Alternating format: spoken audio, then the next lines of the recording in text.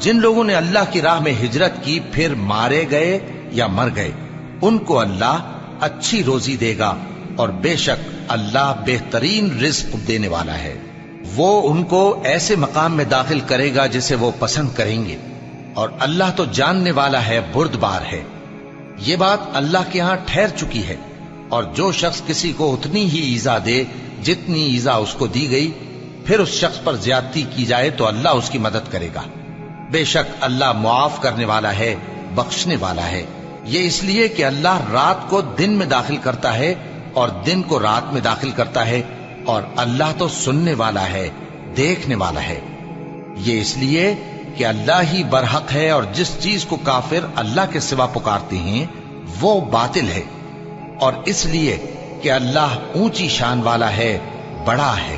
کیا تم نہیں دیکھتے کہ اللہ آسمان سے مے برساتا ہے تو زمین سرسبز ہو جاتی ہے؟ بے شک اللہ مہربان ہے، خبردار ہے۔ جو کچھ آسمانوں میں ہے اور جو کچھ زمین میں ہے اسی کا ہے، اور بے شک اللہ بے نیاز ہے، قابل ستائش ہے۔ کیا تم نہیں دیکھتے کہ جتنی چیزیں زمین میں ہیں سب اللہ نے تمہارے زیر فرمان کر رکھی ہیں، اور کشتیاں بھی جو اسی کے حکم سے سمندر میں چلتی ہیں، اور وہ آسمان کو تھامے رہتا ہے کہ زمین پر نہ گر پڑے مگر اس کے حکم سے۔ بے شک اللہ لوگوں پر نہایت شفقت کرنے والا، مہربان ہے۔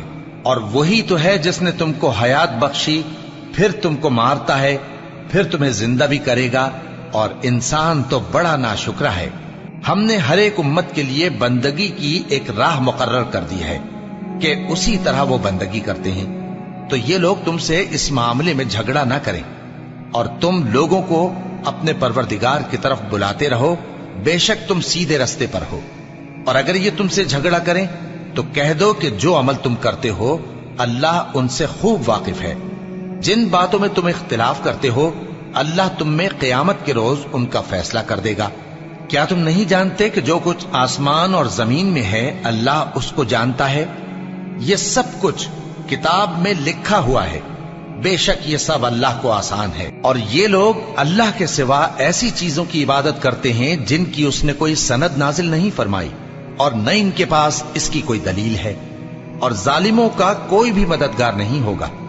اور جب ان کو ہماری صاف صاف آیتیں پڑھ کر سنائی جاتی ہیں تو ان کی شکل بگڑ جاتی ہے، اور تم ان کے چہروں میں صاف طور پر ناگواری دیکھتے ہو۔